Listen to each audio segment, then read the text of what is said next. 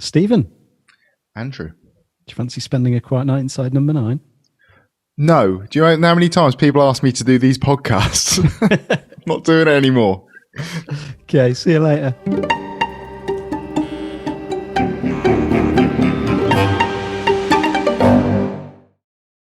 Oh, you're still here? I'm still here. You want to do a podcast? Yeah, let's do a podcast. Cool, great. So that was relevant because we're going into Simon Says or Simon Says. I get the impression, having listened to the Inside number 9 podcast, that Steve is a Simon Says sort of No person. one ever calls that game Simon Says. No, they don't. No one ever says. But no one ever says. He kept checking him. He kept saying it through the podcast and then Simon checking says. himself. Simon Says. No, yeah. no one says. No one says that. No, so Simon Says. Yeah, this is our follow-up onion dive into the episode, having done the initial immediate reaction one just minutes after it finished airing. And I think this one, probably more than any others, was a little bit of a whoa. That's kind of like the gaze is looking straight at us here. We felt seen. Yeah, very much so. But not in a. I mean, we got one relevant piece of feedback after that episode.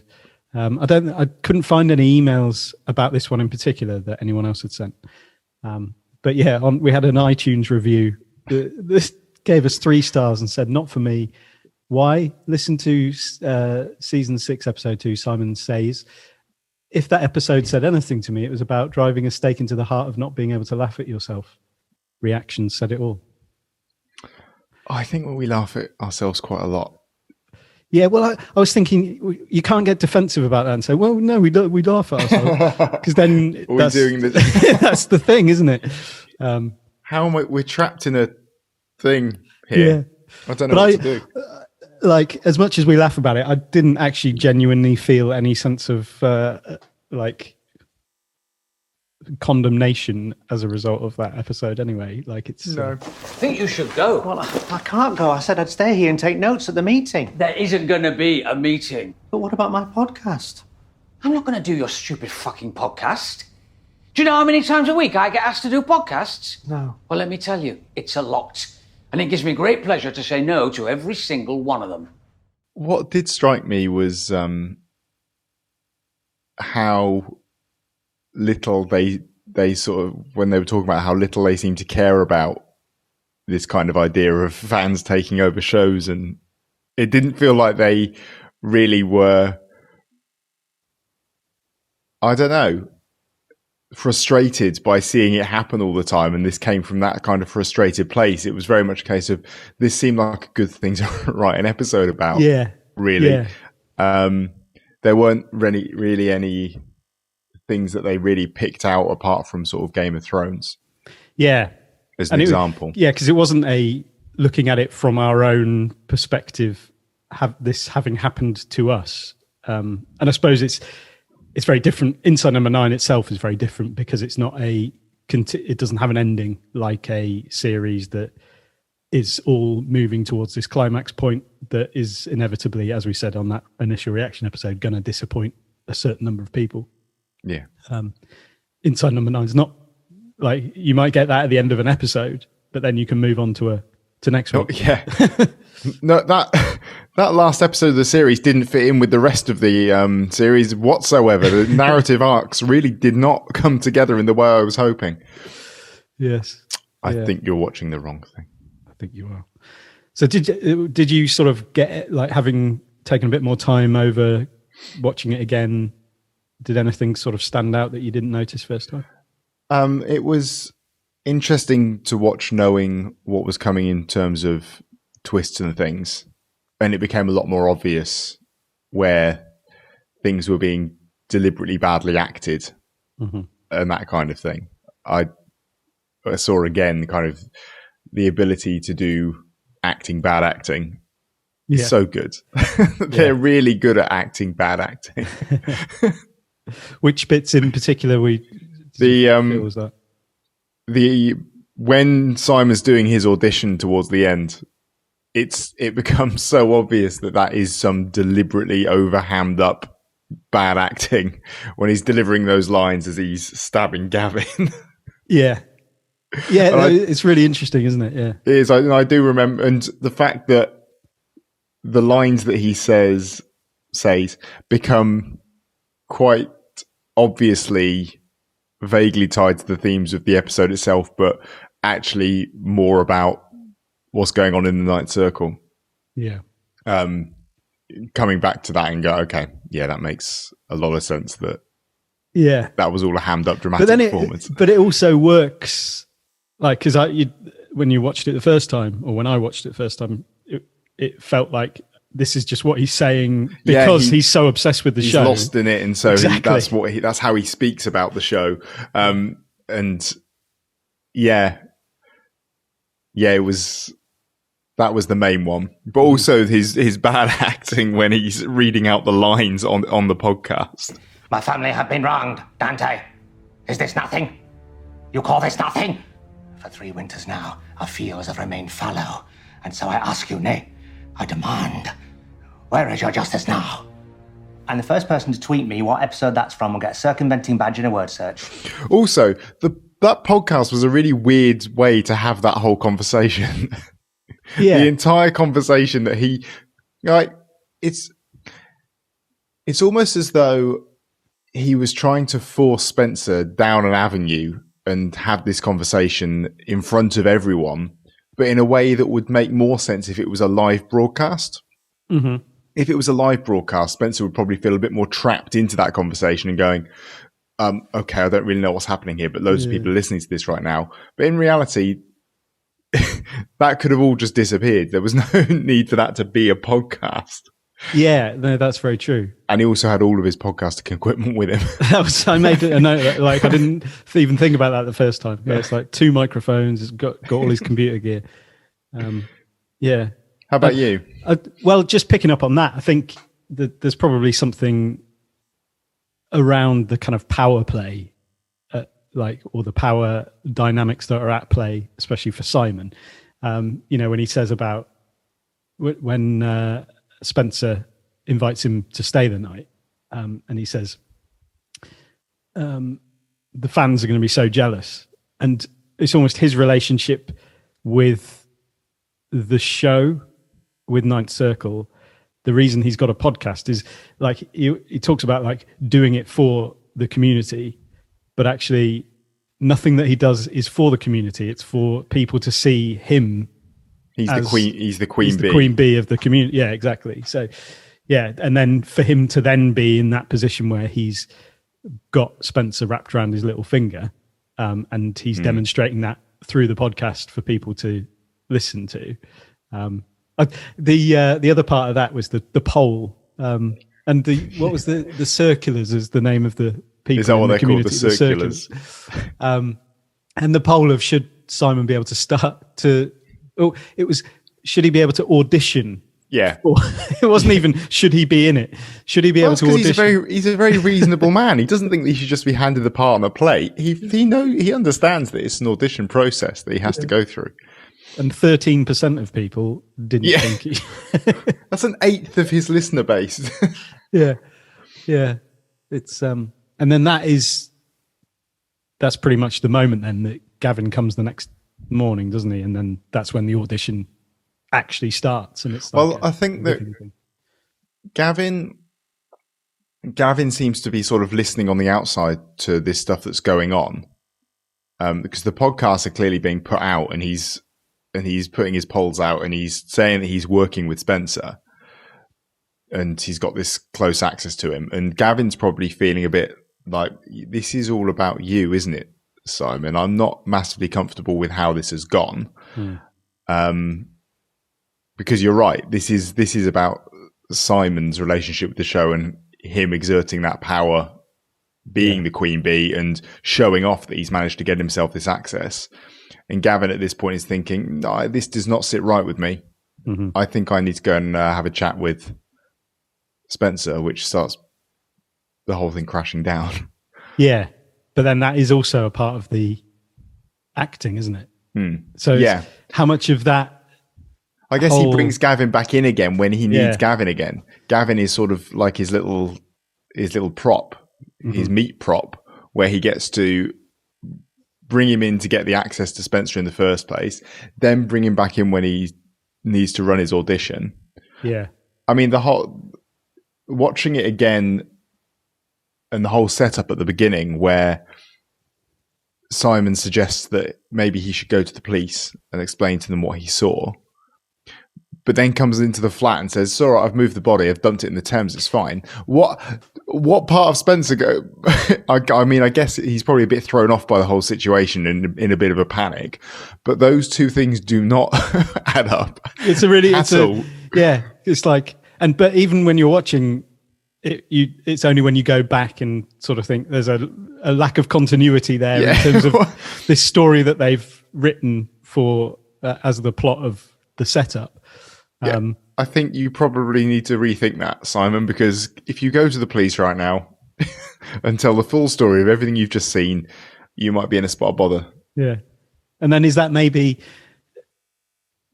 as you say, it's either the kind of emotional kind of fog that has come and Spencer's not able to say, hang on a second, you said this, but you've moved the body, like I haven't touched the body.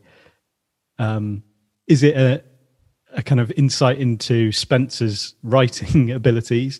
Yeah, maybe. It's like a little commentary on that. Because you see that a few times, don't you, through where it's like, is he a good writer? You know, like a lot of, well, nobody liked it apart from the Sydney Morning Herald. That was the only big fan, 5 stars. The only publication that enjoyed the end, or the whole of that last series. And then he gets his mojo back literally by stealing all of these ideas that, you know, he's banging on about how like fan fiction is awful and all of this stuff, and actually it's proved in the end like Gavin and Simon in the end have got what they wanted, apart from the fact they're both dead. That's true. Yeah, they got their ending with the ending. Yeah. Yes, exactly. Yeah. And another series to boot. We've got nine series. Nice is that, why would that not have been the initial outset from the beginning? Because I imagine it was for this program. Yeah. We'll do 9 series. That would feel like a lot, wouldn't it, before you've started doing anything? Oh, it really would. Oh, 9 series, 6 in each series. 54. We're going to have to come up with... Plus the Halloween. Really different things every time. Yeah. Oh, you don't want to think about that at the outset. No. You're right. Don't worry. I sorted it for you. No one will ever know you even touched him. I have to say, though, he did have a point. What do you mean? Well, what he was saying about season 7.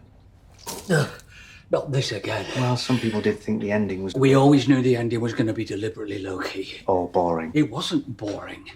It was diminuendo. Also, the amount of blood on him suggests he got quite close to Gavin's body at some point, and I'd like to know how that kind of all played out. Did he throw him on the cobbles or something, and then go and check on him and see if he was okay? I mean, Gavin kind of says, "I thought you would have heard me breathing, but you did a good job." Yeah, yeah. You must have been absolutely hammered. Yeah. I do like Scottish Nick Mohammed, by the way.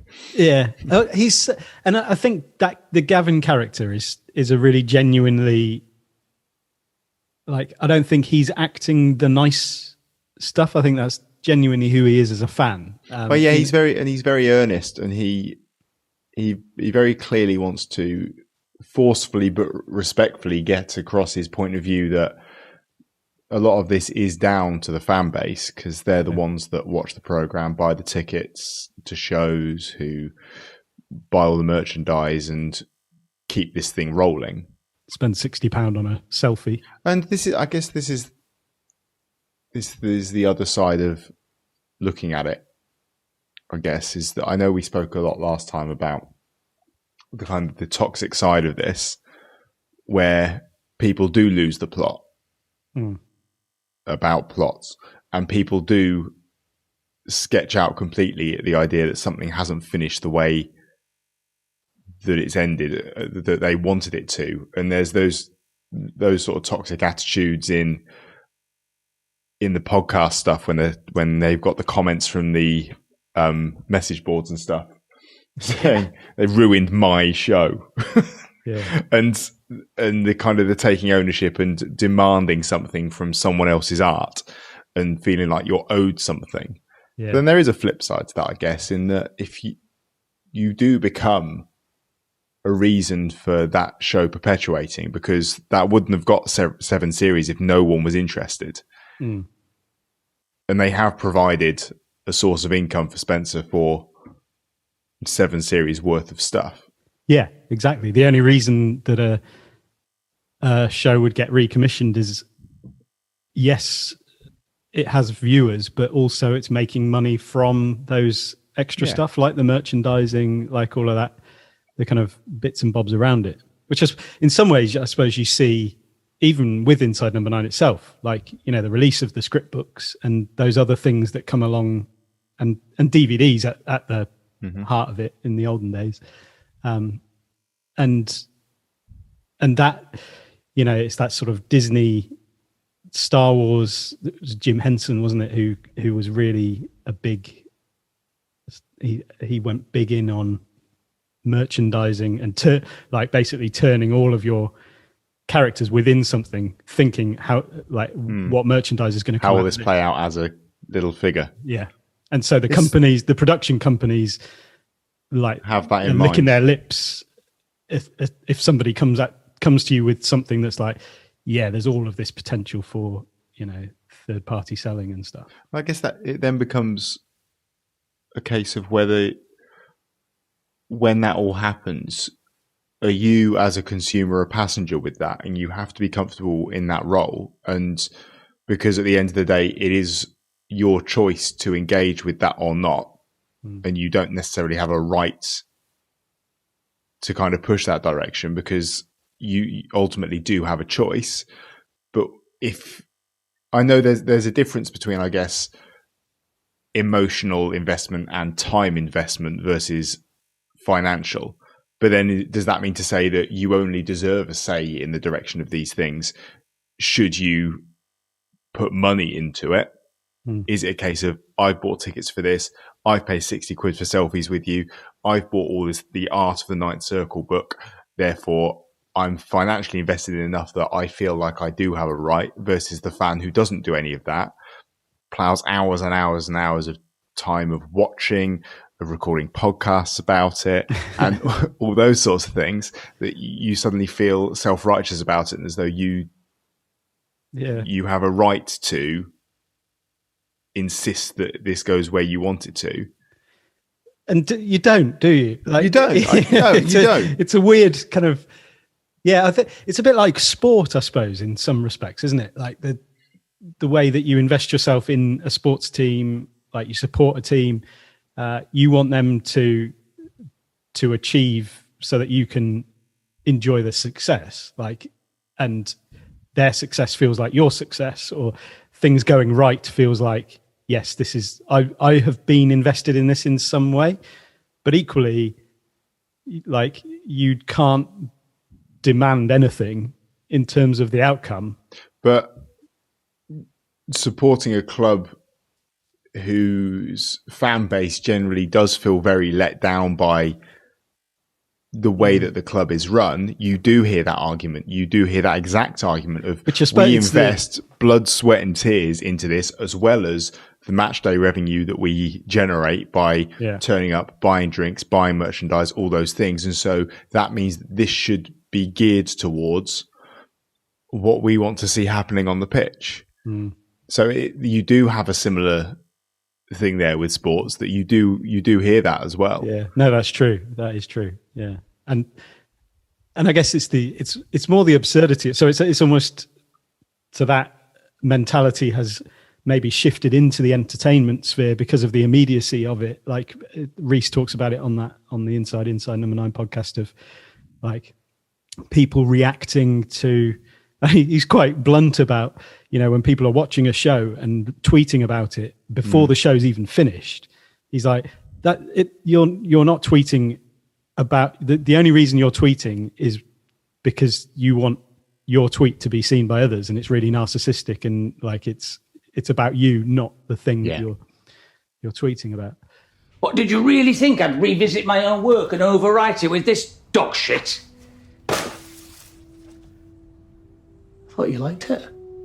Well, I had to say that, didn't I? But you've got nothing over me now. I'm not writing any more Ninth Circle. Why would I? Because for some people, it's more than just a TV show. We only want to celebrate what you do. Oh, get out. You should be flattered that we care so much. I think you would have had 7 seasons with that big fan base. Oh, so suddenly you're the reason for my success, are you? Well, in part, yes. We're the ones who spend all our money on DVDs and merchandise. We're the ones who go to the conventions and pay, 60 quid for a selfie with Michael Maloney because he was an advocate in season 1. We do it because we care. We're a community of loyal friends that love each other very much. And if you can't see that, Mr. Maguire, then I pity you. You don't get the same kind of thing when someone reaches the end of a film and is disappointed by the ending of a film, because it's a critic reviews a film and says it started really well, but then the ending just wasn't a payoff at the end. And I guess because it's just a quick 2-hour thing, you can then choose to decide whether or not you're going to go and watch that film. You don't feel let down by the film because I didn't go and see it because I knew the ending was going to be poor because someone told me it was. And even if you do and you feel a bit let down by the ending, it was only 2 hours of your life before it got there. It doesn't feel as much. Yeah. But when you follow a series building the way it does over years and years and years, where nobody knows where that's headed, potentially, probably even the writers as well. Yeah. And no one, you don't get that warning. There's no warning in advance that this isn't going to turn out the way you want it to. So don't go. You've got no choice but just to be along with it, I guess. And that's where that sense of frustration comes from. That's a good, I suppose when you're making a film, you have the entire, where it's going. Yeah. But the idea that the end is the purpose of a TV show is kind of ludicrous. It's like, actually, no, it's the journey of going through, like. But that's weird though, because I mean, I've never written anything, any sort of fiction or anything like that. So I don't know where my starting point would be, but I almost envisage myself starting at the end, because I can't think of a better way of making sure that all loose ends and things get tied up than starting at the end and working backwards. But so often with a TV show, you don't know where when that end's going to be. So you can't sort of, I guess, reverse engineer the plot to cover a certain number of series, because it's like, well, if it goes well, then we might have another series commissioned and we'll have to, work out where to go with that. So, and there's a chance that it'll get cut short and you'll have to suddenly figure out a way to end it, or it's just left hanging. Reveal the killer of Laura Palmer before it's quick. Yeah. You've tampered with a crime scene. You ran off. I did it for you, Mr. Maguire. Nobody saw me. I was only trying to help. I was struck by the conversation about tampering with the crime scene. And when he says you've tampered with the crime scene, it's not just tampering with a crime scene, it's getting rid of a body. That's quite a full-on accessory to murder stuff, really, isn't it? Yeah.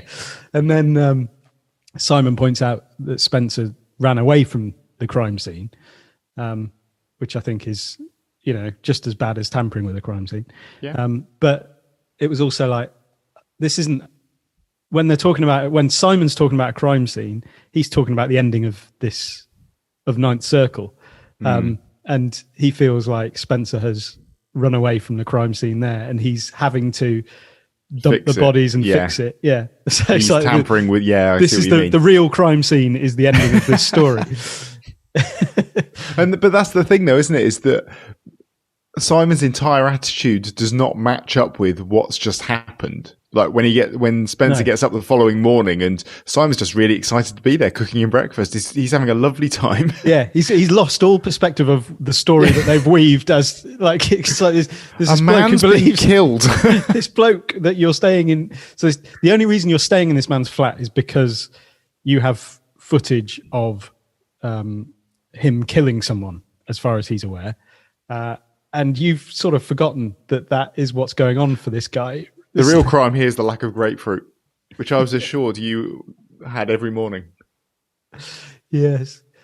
And that I think in terms of like, I guess one of the big themes through this episode is the sort of power, the ebbs and flows of power and control and who's in charge, like who's writing the narrative, who's like, yeah, where that fits, both in terms of Ninth Circle and the relationship to the work that they're talking about, but also the kind of greater level of this whole situation, which ultimately ends obviously in Spencer killing them both. But I think that really catches Spencer off guard. Imagine waking up that next morning and there's a guy in your kitchen just happily making breakfast, and like it's almost treating you like the guest. And so that kind of ability to flip the sense of control, even if it's just from a point of confusion as far as Spencer's concerned. Like you said earlier, is really weird because the guy writes a program that sounds like it's all about power dynamics and shifting balance and balances of power and all that sort of stuff.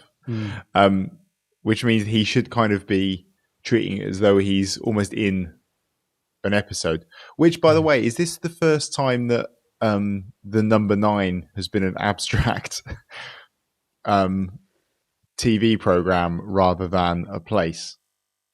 Other than the referee. Oh yeah, that was Calvin. That was a person. That was a person. Instead. Yeah. Is it? I think so. Yeah. It's not an object this time. It's a no.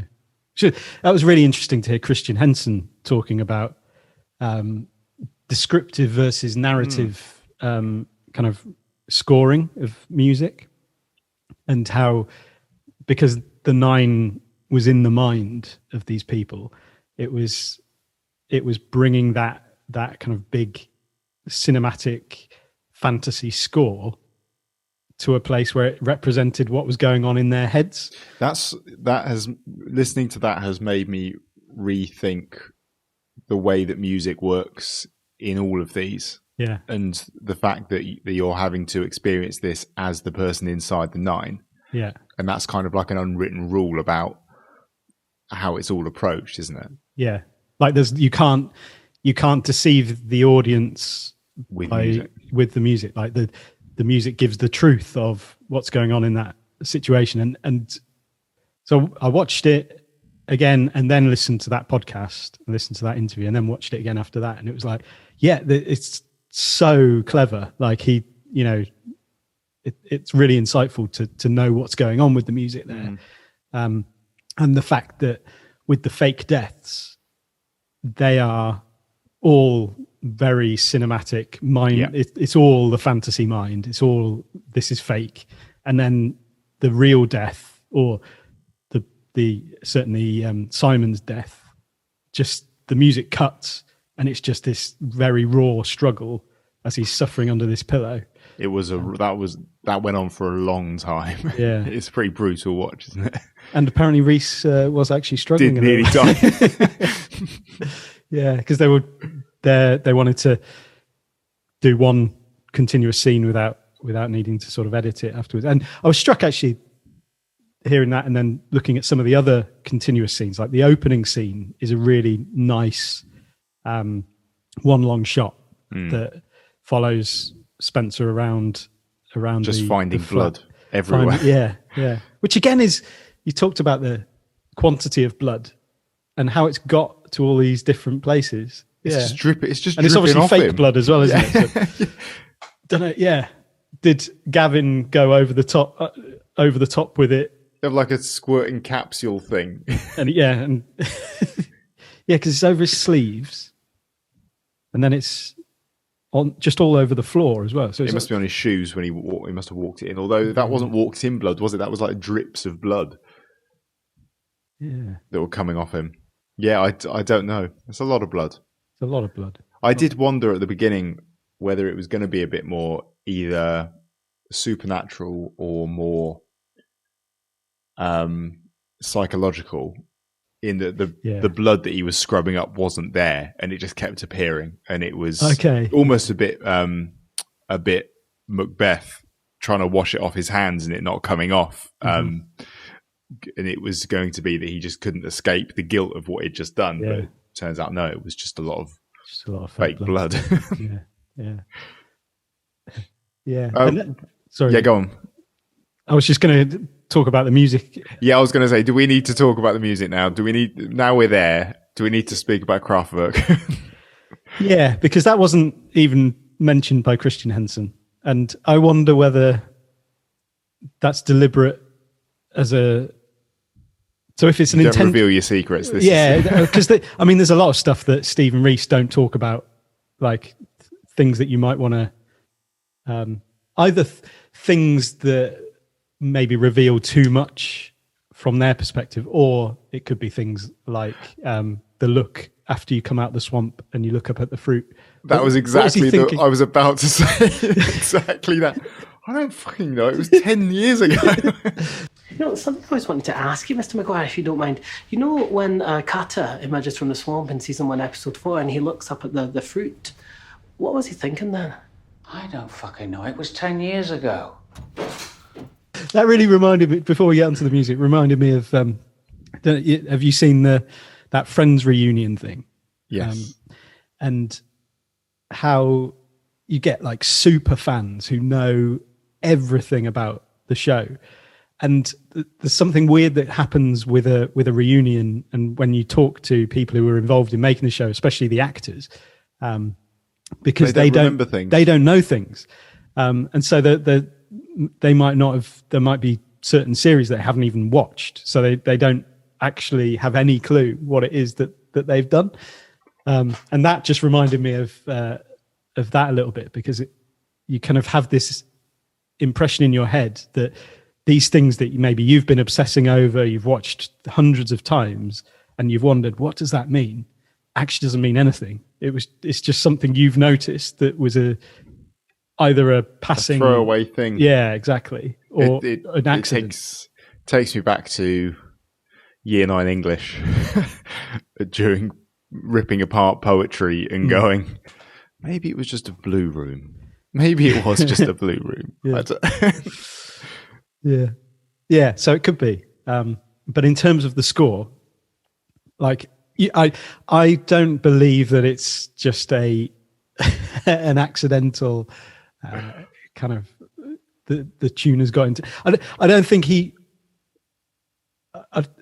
couldn't have got through it without anybody saying it. That this sounds a bit like the model. Kraftwerk. Yeah. That's the model.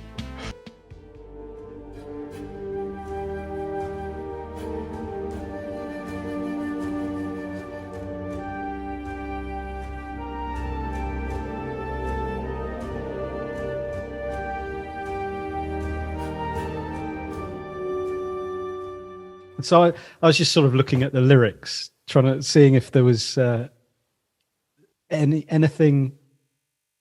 So I'm going to read out the lyrics. This isn't going to become the new, like, everything is communication, is it? No, I think this is important because it is. Okay. It's, why, unless it's just a great tune.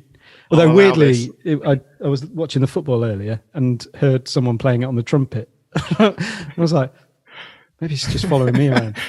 It's not like a chant, is it? I've never heard it being chanted. Is it like spotting shoes everywhere? Yeah, it might be. Yeah.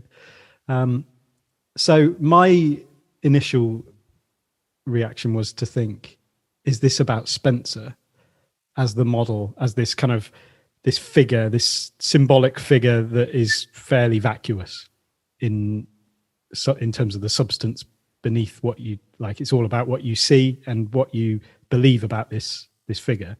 Which is obviously the case for Simon and for Gavin, who know the product of what Spencer has done more than Spencer does, and and connect with it in a way that Spencer doesn't.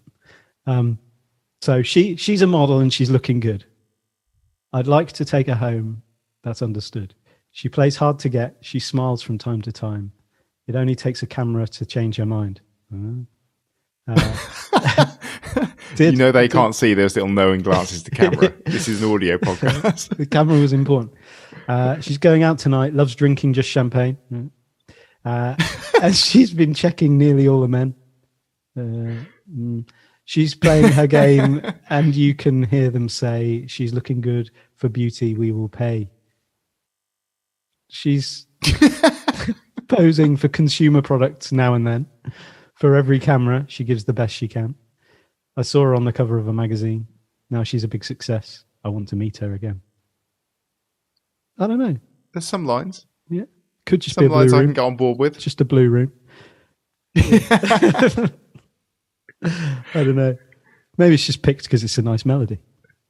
Or maybe he does think he's come up with it himself. Or it's, yeah, maybe he does. Yeah. It strikes me as something that sounds quite good as a little sort of fantasy reworking. Yeah, it works sounds really well. Grandiose and it's got a sort of haunting element to it as well, doesn't it? Like there's an impending kind of something big is happening here. It would, however, be one of my top questions to ask Christian Henson if we ever had the opportunity to talk to him. Yes. Maybe we need to work out how to kidnap him and get him on the podcast.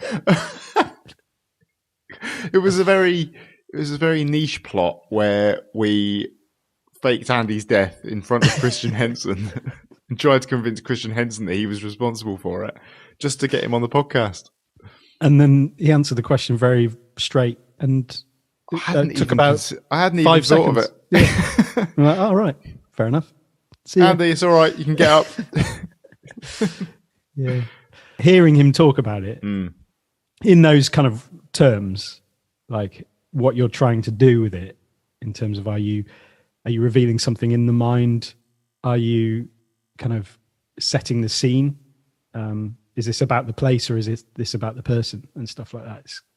Yeah. And are you the difference between setting a scene for what we're about to experience over what the character is experiencing, which is what he's ultimately trying to do. What are you doing here, Gavin? You've ruined everything. You couldn't help yourself, could you? I said I'll be able to have access to him. Eventually, I said eventually. I want some time with Mr. Maguire. It's not fair you're having him all to yourself. That wasn't the plan. Of course it was the plan. You're supposed to be dead. Loretta, yes. Can you give me a call back as soon as possible, please? Something urgent I have to discuss with you. I was waiting for him to sign a contract so he couldn't back out of it, dummy. Yeah, and all the while you're getting to live with him and do podcasts with him. Set yourself up as the queen bee of the fandom. Yeah, well, I've got an actual relationship with him, not some sort of fantasy world that's all made up. I'm his equal. He respects me, don't you, Spencer? Doesn't even know you. Just tell him you got Photoshop pictures of him with no clothes on. Oh, they were DM'd to you in private. It was not for a public forum. All right, that's enough. No, I don't want to press charges, but unless you leave my property now, I will go to the police. Spencer, the project. Even though it's a fiction, what they're doing, what him and Gavin are doing, it's still a truth. When you think Simon's killed Gavin, it comes across as like, okay, Simon's completely delusional to this place where... There's a line that says, this is just a fantasy world. And so that world that they've created within this world is a fantasy. Yeah, within a fantasy. But the true delusional kind of... deranged and delusional thing is the fact that he's there doing it in the first place. Mm-hmm. Like, and so it does a weird thing to you where you think, oh, it's not that bad because he hasn't actually killed him. It's like, no, he's forced himself into this guy's house. This is still, he creates sort of layers of relational perspective, whereas like, it's okay. In relation to what you think he's done, this is all right. Yeah. It depends on where you're coming from, I guess, as to where your where the line is for respectable behaviour. Because that fits with Stanning as well. Because I think that's one of the things in Stan is the bloke's ability to implicate Eminem in his fantasy world and then blame Eminem for what he's doing, essentially. The tea's gone cold. Wondering why. What the two things? Standing and the thing where you put characters together. Oh, shipping. Shipping, yeah. So making relationships out of So that's one of Simon. Simon wants to get Carter and Dante together, doesn't he? Yes, Or finally they get together, and it's very satisfying. I enjoy Reese finding out about these things and then immediately being dismissive of them. It's like, this is absurd. This is an absolutely ridiculous idea. The fact that, I guess that's the kind of thing where people just take ownership, not over storylines, but over entire characters in things they watch. Mm. I should get to decide the future of these people in this program. Yeah. Because I see them as a perfect match. And it's like, and even just that phrase, like, it's really satisfying. It's like, well, it's really satisfying to you who has that fantasy. Like, that doesn't mean that you will create a successful conclusion, or that the thing that you want is the thing that will be satisfying to everybody else. Like, it's inevitably not going to be the case, apart from the fact that it clearly was the case with their rewrite. Yeah. Because it's a massive success. But yeah, I was kind of thinking about, there's obviously some weird psychological manipulative moves going on, in the kind of the misery. It's like reverse misery, isn't it? Is it? In Misery, is it her house? It is her house, yes, isn't it? Does he have an accident? Yeah. And she goes and helps him. And brings him to her house, yeah. So it's sort of playing out the opposite way round. But yeah, I was thinking, because you have the acting with the plot that's been written within the plot, essentially, the fantasy. The first one is in order to get a foot in the door into Spencer's flat, and then the second one is to get the foot in the door as the audition. Yeah. I love that it's an audition. Yeah, I didn't appreciate that first time I watched it, and there's almost something quite innocent and sweet about that. It reminded me a bit of the American Office, where the character that's the US version of Gareth has a whole thing in the computer game Second Life, and in his second life he is still an assistant to the manager.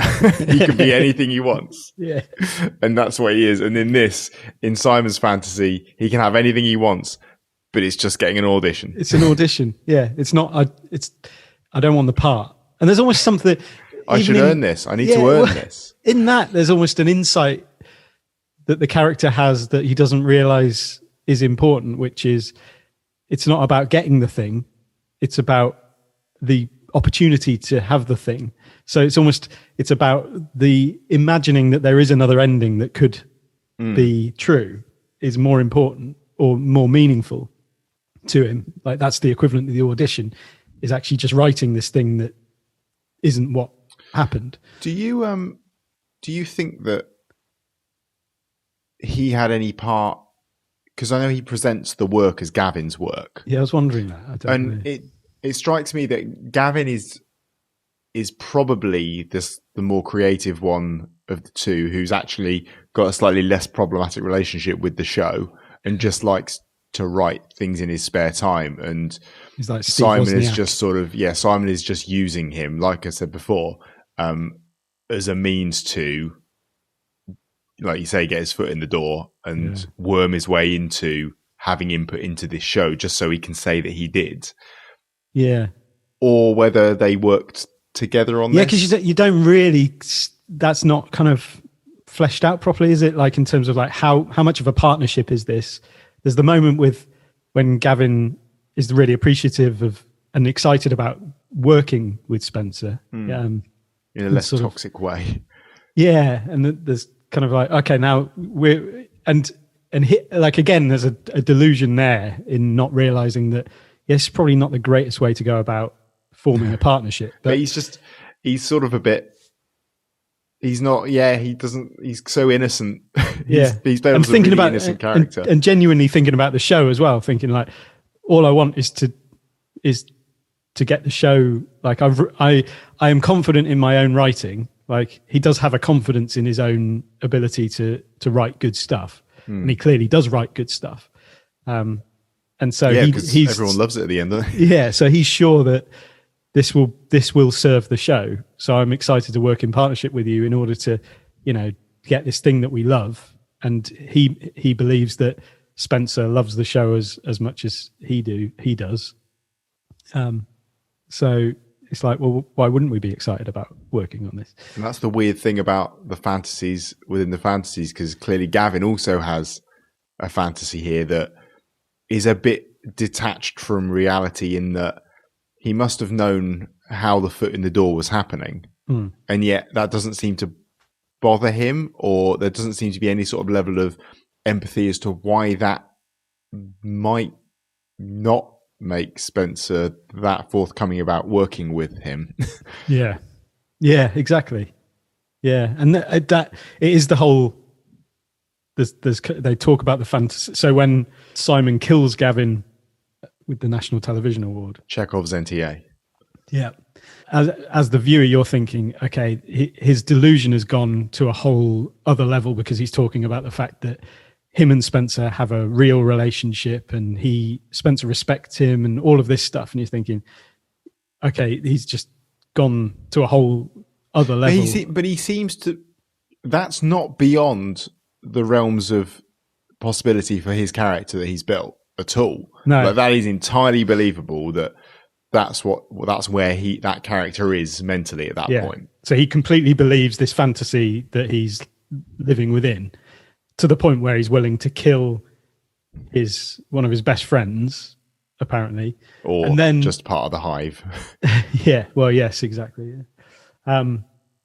And then when you realize that, okay, this was not real, they were just doing this as a part of this other thing. My initial reaction is like, oh, it's not so bad. And it's like, well, just because that's not real, it doesn't mean that this isn't real. Like, in terms of the delusion and the kind of deranged approach to all of this stuff is. But then Gavin doesn't really seem to get that either, does he? No. He doesn't really seem to understand what he's just played a part in, and that, considering how Spencer may have reacted to what he was seeing unfold in front of him, which was Gavin dying again. Yeah, that was picked up, wasn't it? Of you already killed him once. I've got the video footage of you fighting with Gavin and pushing him down. I've got the notebook in his handwriting, his fingerprints all over the place. It doesn't look good, does it? Come on, Spencer. You've already killed him once. This just makes it more believable. Obviously, they're like Stephen Reese are then playing with that as an idea of like, yeah, you can. Yeah, you can. All you need to do is say that it was someone's dream, yeah. Which is what they were going for with the show. Yeah. I mean, that is one thing that you feel like, no, the writing could get worse than it has been. You start off by saying all of that was a dream. Come on, guys. You must have something up your sleeve that's a bit better than that if this is going to earn you 2 more series of writing. Yeah. How's that not going to upset a fan base more? We're just going to erase a series by saying, yeah, that was a dream. Right. Let's I know what would annoy me more. What? Yeah, being told that everything I'd just seen was actually a dream and this is the real ending. Even if the new ending was better, I'd still be pretty narks at what I'd just seen had been written off as a dream. Yeah. And why is the dream so bad? Yeah, exactly. Yeah. But it is an interesting thing, isn't it? Of like what's different between being told that something was a dream and actually then just being aware that it's not real anyway. Like it is an interesting, just like as a thought experiment with any TV show that you get really into, it's like, well, essentially that was just a dream. That was the dream of the creator. Someone dreamt that up. All you've done is, this didn't really happen. And how does that feel? Like it almost highlights the jarring impact of getting to the end of anything. Because are you trying to undermine people's visceral emotional reactions to the end of anything? well, it's like, guys, you do know none of that was real, yeah? You just sat there at the cinema at the last scene. That's worse than bloopers. But it does. I think it gives an insight into why you're almost always disappointed with an end. Hate to break this to you guys, none of that was real. So, but then that's a stupid thing to say. Yeah, it's like, well, obviously. So, what level are we engaging with it? Do you know? I just find it fascinating to think about. That is what suspending disbelief isn't it? Is losing yourself in something and allowing yourself to be taken along for the ride with something that ultimately, if you have a quiet word with yourself, you realize this isn't. And I guess that's like I said before, the difference between a film that doesn't pay off and a TV series that doesn't pay off is because it's just such a longer thing. Although with a TV show, you do have far more opportunities to have a word with yourself between each episode and go, it's only TV. It's fine. Doesn't matter. Yeah. No. He says whilst on a TV show podcast. You watch something like The Babadook. That took me about 6 or 7 sittings to get through. So you had the opportunity to have a word with yourself. I did, and I frequently had words with myself, and I was like, "This is not. None of this is and it's still just." Was it a bit of a made me shit myself constantly? The reason I had to have so many sittings was changes of underwear. It's a good film.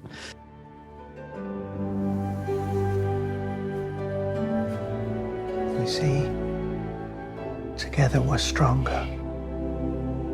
We can rule this kingdom forever and ever and ever.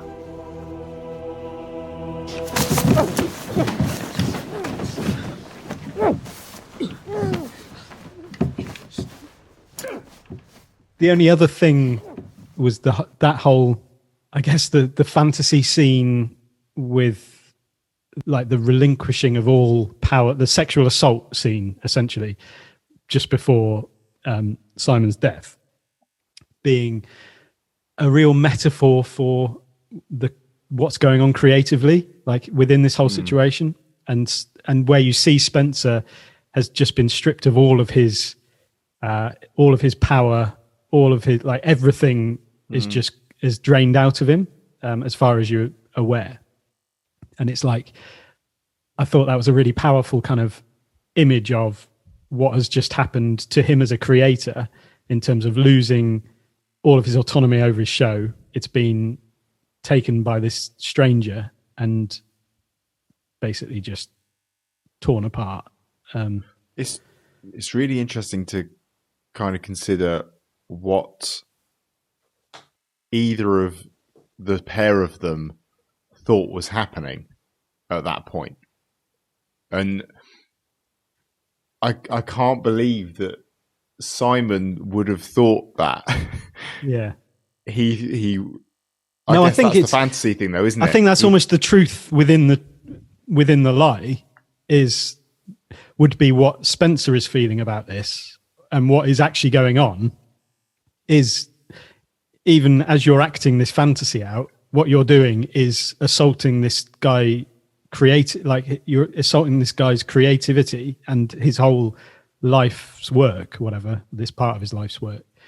You might not even be aware of that, but that is. Well, I don't think for a second that for Simon that entire sort of sequence there was really all about the audition for him.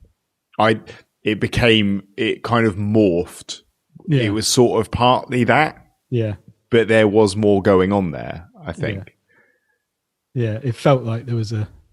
And you're right. I think it was more of an opportunity for him to exert some power and more of an opportunity to really show Spencer who was in charge at that point. And I don't know whether he would have gone through with what was being suggested had Spencer not decided to. Well, I guess Gavin's reaction would suggest that there was going to be a point at which He says, and do I get the job? Yeah. So to speak.